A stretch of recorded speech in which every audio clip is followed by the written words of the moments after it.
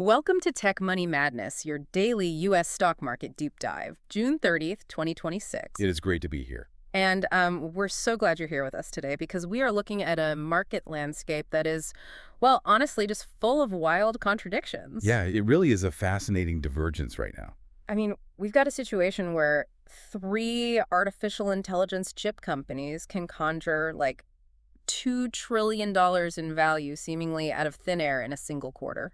Just massive, unprecedented number. Right. But then at the exact same time, the biggest shoe brand in the world manages to beat Wall Street estimates. And not because they sold a ton more shoes. No, largely thanks to a billion-dollar loophole in old-school global tariffs, of all things. It's just wild. So our mission today is to figure out how these two completely different realities exist in the exact same economy. And, if you're listening to this and trying to figure out where the world is heading in the back half of 2026, this briefing is basically your ultimate roadmap.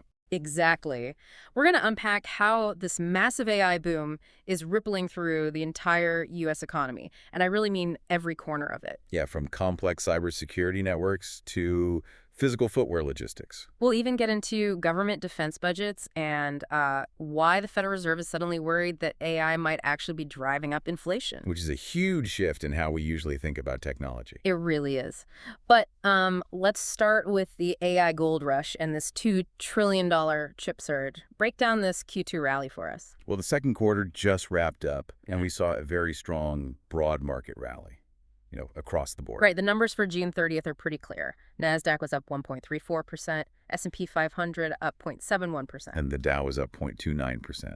But the underlying engine of that broad market success, it's almost entirely isolated to the semiconductor sector. Yeah, the chips. Right, the chips. Yeah. They just recorded, mathematically, the most lucrative quarter in their history. The scale of the wealth creation is just hard to even visualize. I mean, we aren't going to read you a ticker tape of decimal points, but look at the big picture. Oh, absolutely. When you combine the Q2 gains of Micron, AMD, and Intel, which, by the way, jumped over 7% today alone, these three companies added roughly $2 trillion in market value. $2 trillion. I mean, that is essentially the entire gross domestic product of a G7 nation. Like Italy or Canada? Exactly. Generated in a 3-month window by three companies that manufacture silicon. To cap it off, the SOXX. That's the major semiconductor ETF, right? Yes, basically a single investment basket that tracks all the major players in the chip industry. Well, it climbed 4.19% today. It is just a tidal wave of capital. But, the detail in this briefing that really caught my attention wasn't who was leading the rally, it was who was sitting on the bench. NVDA. Yes, NVIDIA. For the last couple of years, they've been the undisputed poster child for this whole AI hardware revolution. Oh, without a doubt. Yet, in this most recent massive surge, they were largely on the sidelines. The stocks doing the heaviest lifting to drive the broader market higher today were actually Apple, Amazon, and Microsoft. Right, and alongside that, we have OpenAI and Anthropic launching massive new initiatives. And Qualcomm, too. Yeah, Qualcomm is making aggressive strategic acquisitions to partner with Meta and Microsoft.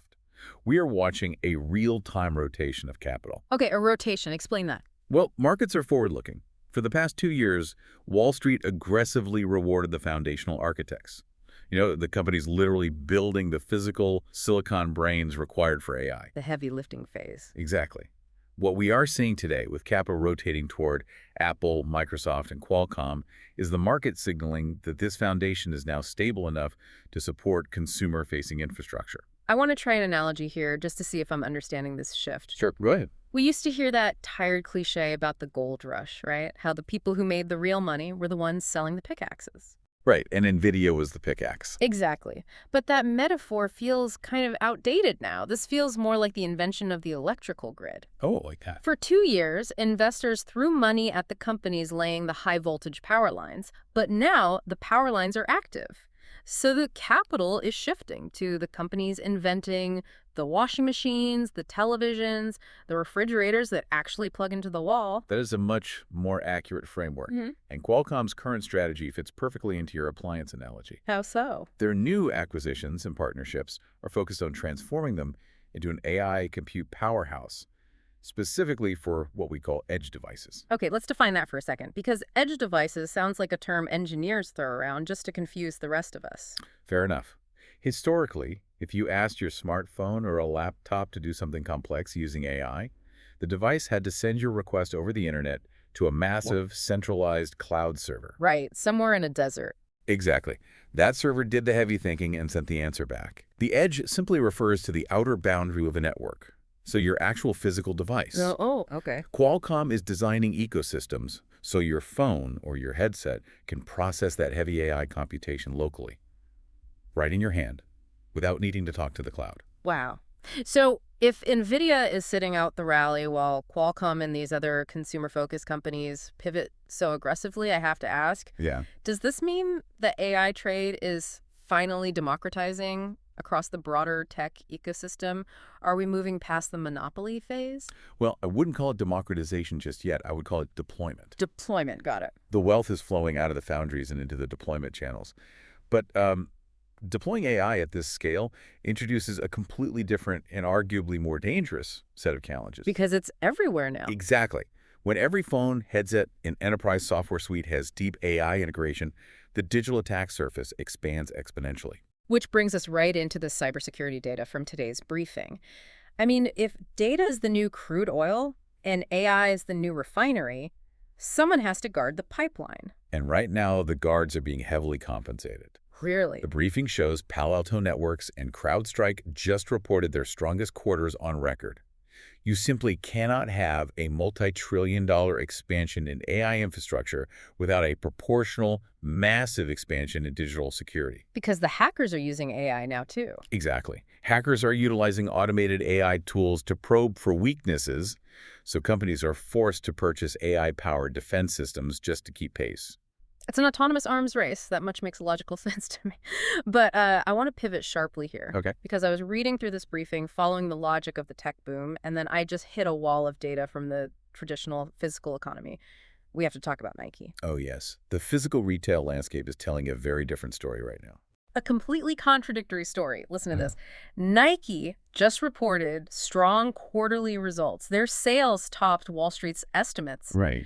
But they did this despite taking a brutal 12% drop in sales in China. Yeah, it's a massive hit. A double-digit drop in one of the largest consumer markets on the planet, and their stock still performs. How? Well, the briefing points out that Nike expects a $986 million tariff refund. Nearly $1 billion in cash. Just essentially materializing on the balance sheet.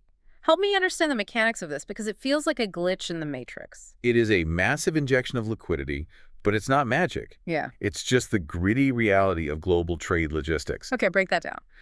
A tariff refund of this magnitude typically involves a mechanism called duty drawback, or, a retroactive policy exemption. Okay. Essentially, a massive manufacturer like Nike pays exorbitant import duties on raw materials or finished goods crossing borders. Right, basic trade costs. But if the global trade rules shift, or if they successfully appeal the classification of those goods, the government refunds those duties. When you operate supply chains on a planetary scale, a single legal reclassification in international trade law can result in a billion-dollar check. That is wild. We are sitting here obsessing over the magical future of artificial intelligence, assuming it's the only thing that moves markets. It's a common trap right now. But a traditional shoe company is thriving amidst terrible international sales purely because of a logistical loophole. And looking at the rest of the board today, it's rough out there. Yeah, Verizon was down 8%. And Caterpillar, which is like the ultimate barometer for heavy physical industry, was down 5%. Are we so blinded by the shiny object of AI that we're ignoring the immense financial power of old-school physical economics? It is a severe blind spot for many market participants right now.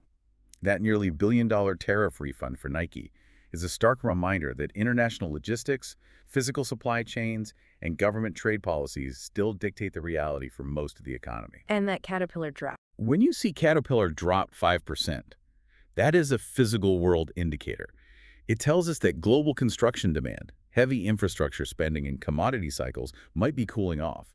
You can build the most advanced language model in the world, but if nobody's buying backhoes and excavators, the physical economy is stalling. And when you smash those two realities together, the relentless hypergrowth of the tech sector colliding with the heavy constraints of the physical economy, you get alarm bells ringing in Washington. You certainly do. Which leads us to the macroeconomic reality check in the briefing. The president of the Cleveland Fed, Beth Hammack, issued a really stark warning today. Yes, she believes AI could actually fuel inflation. And because of this, the central bank might need to keep interest rates high or even hike them further. This is perhaps the most consequential piece of data in the entire June 30th briefing, because it directly challenges the most fundamental assumption people have about technology. I am definitely one of those people, so I need you to explain this to me. We usually think of tech as a giant deflationary vacuum. You know, software automates tasks, it makes supply chains faster, it makes communication cheaper, it reduces the need for human labor. Historically, yes, tech drives prices down. So why on earth would a Federal Reserve president look at the most advanced software ever created and see an inflation driver? Because you're looking at the output, while the Federal Reserve is looking at the input. The output versus the input. The output, the automated code, the fast software, that is deflationary. But the input required to build this specific generation of AI is arguably the most inflationary force in the modern economy. We call it a capital expenditure cycle, or CapEx. So basically the sheer cost of building the machine before you can even use it. Exactly. Right. Think about the physical anatomy of an AI data center. You don't just write code, you build a fortress. Right. You need thousands of acres of specialized real estate. You need thousands of tons of raw copper for wiring. Oh, wow. And the power, right. Yes. You need industrial-grade liquid cooling systems so the servers don't melt, and you need staggering, unprecedented amounts of electricity. So the tech sector is basically building heavy industry now. The tech sector is essentially building a massive new heavy industry sector from scratch. When you have hundreds of billions of private sector dollars aggressively bidding for finite physical materials, limited energy grid capacity, and specialized engineering labor, prices go up across the board. The digital magic of AI is dragging down the physical power grid, and that drives up the cost of living. Okay, that actually makes perfect sense. They're connected. And speaking of massive spending driving up costs, the briefing also details two major policy updates from the Trump administration today that are directly impacting this economic landscape. Right, and both of these policies center around funneling federal money into specific, highly strategic areas. Just to impartially lay out the facts here, the first policy is an expansion of the list of graduate degrees that are subject to higher borrowing limits. Yeah, when you look at macro policy, adjusting federal borrowing limits for education is a subtle but very powerful economic lever. How does that play out? By expanding the list of graduate degrees eligible for higher debt limits, the administration is theoretically incentivizing the creation of highly specialized human capital. Meaning they want more people getting PhDs in computer science, advanced physics, and engineering to build all this infrastructure we were just talking about. Correct. But it is a complex trade-off. Always is. By uncapping the borrowing limits, you allow more students to afford these hyper-specialized degrees. However, injecting more borrowed, federally backed money into higher education historically gives universities the runway to increase tuition costs. I So see. you risk inflating the cost of education while simultaneously delaying these individuals from entering the consumer workforce, all in the hope that their advanced research will eventually yield a higher economic return down the line. It is a long-term play that could cause short-term inflation in the education sector. But the second major policy update in the briefing isn't a subtle lever at all. I mean, it is a sledgehammer. The administration has outlined a massive surge in the federal defense budget. Yes, a massive surge. The specific phrasing cited in the briefing is the necessity of rebuilding a, quote, depleted war machine. And this tidal wave of defense capital has sparked an absolute brawl among U.S. states. Government defense spending is arguably the most potent form of industrial stimulus available. Right. When a federal administration commits to rebuilding a military apparatus, they aren't just buying finished missiles. They are funding foundational research and development, they are underwriting massive new manufacturing hubs, and they are subsidizing thousands of highly skilled, high-paying manufacturing jobs. Reading the briefing, the state-level reaction feels like a high-stakes professional sports draft, but, played out with municipal zoning laws. It really does. You have governors offering wild tax incentives, fast-tracking infrastructure permits, and promising customized power grades just to land these federal defense contracts for their states. Because the stakes are incredibly high. Right. If you land a next-generation drone manufacturing plant, you alter your state's economic trajectory for the next 20 years. And Wall Street is reacting to this state-level bidding war instantly. It's why we saw such a dramatic move in the defense sector today. Exactly. Today's top gainer in the entire briefing was AeroVironment. Their stock absolutely skyrocketed, up 19% in a single trading session, following strong earnings that they directly attribute to this defense rebuilding trend. AeroVironment is the perfect case study for this specific macro environment. They design and manufacture unmanned aircraft systems, essentially advanced tactical drones and loitering munition systems. And a 19% jump is huge. For an established defense contractor to jump 19% in a single day is incredibly rare. It signals that institutional investors aren't just looking at one good quarter, they are pricing in a structural, multi-year shift in national priorities. The market believes this elevated defense spending is a permanent new baseline. Let's pull all of this together, because we started with AI, but it seems like geopolitical necessity is becoming just as reliable a growth engine. Absolutely. If you are listening to this, trying to manage your own portfolio or simply trying to understand the mechanics of the world right now, we have presented two very different realities. We have. On one hand, we have the $2 trillion hyper-fast private sector AI boom. On the other hand, we have physical logistics, tariff loopholes, and a massive public sector push to rebuild traditional defense manufacturing. How do you weigh these forces when they seem to operate in totally different universes? Well, the secret is realizing that they don't operate in different universes at all. We're watching the global market balance itself on two distinct pillars of capital. Okay, what are they? The first is technological necessity, driven by corporate survival. If a private company doesn't integrate AI and cybersecurity, they will be outcompeted and die. Right. The second pillar is geopolitical necessity, driven by national survival. The push for defense spending and industrial reshoring is funded by government capital to ensure state security. But they eventually have to crash into each other, right? Because they are drinking from the exact same well. Precisely. This is the synthesis that sophisticated investors are tracking. The massive AI data center being built in Virginia and the next-generation drone manufacturing plant being built in Texas are both drawing from the exact same finite pools of resources. The same physical stuff? Yes.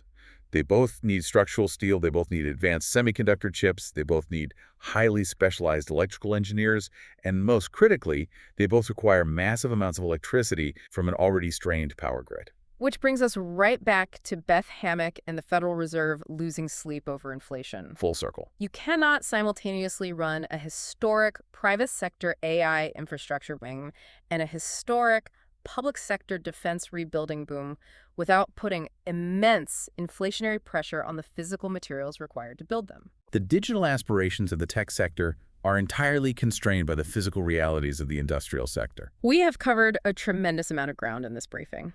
Let's do a quick recap of the Q2 landscape we just navigated. Sounds good. We started with the sheer financial gravity of the semiconductor sector, where Intel, AMD, and Micron added $2 trillion in value. While the capital rotated away from NVDA and toward deployment powerhouses like Apple, Amazon, and Qualcomm's new edge device ecosystem. And we saw how the deployment of that AI is forcing an autonomous arms race in cybersecurity, driving record earnings for CrowdStrike and Palo Alto networks. But we didn't let the AI shine blind us to the physical economy. We unpacked how Nike beat the street despite a massive drop in Chinese sales, entirely buoyed by a nearly $1 billion tariff refund, proving that old-school trade logistics still move mountains of cash. We examined the counterintuitive reality of the capital expenditure cycle, breaking down why the Cleveland Fed president is warning that the immense physical costs of building AI data centers could actually drive up inflation.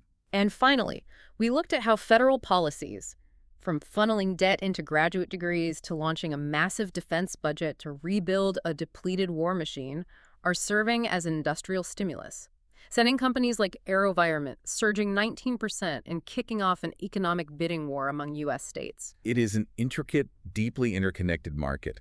A policy shift in Washington impacts a drone factory in Ohio, which competes for the same copper as a data center in Nevada. Which leaves us with one final thought, something for you to mull over as you watch the markets open tomorrow. Always good to look ahead. We know AI is advancing at a blistering pace.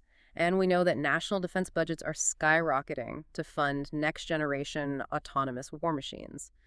Right now, these are two separate pillars: private tech companies building the AI and government contractors building the defense hardware. A delicate separation of powers. But what happens when the underlying AI models become so advanced and so critical to the operation of these new defense systems that the government decides they are a matter of absolute national security? That's a huge question. If the algorithm powering the economy is the exact same algorithm piloting the tactical drones, does a future administration step in and classify or outright nationalize the foundational AI models? Wow. And if the private sector suddenly loses control of the very technology driving this entire multi-trillion-dollar market rally, what happens to the economy then?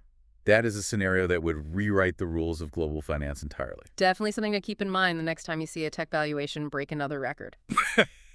That's all for today's deep dive on Tech Money Madness. Don't forget to like, subscribe, and we'll see you tomorrow for more market coverage.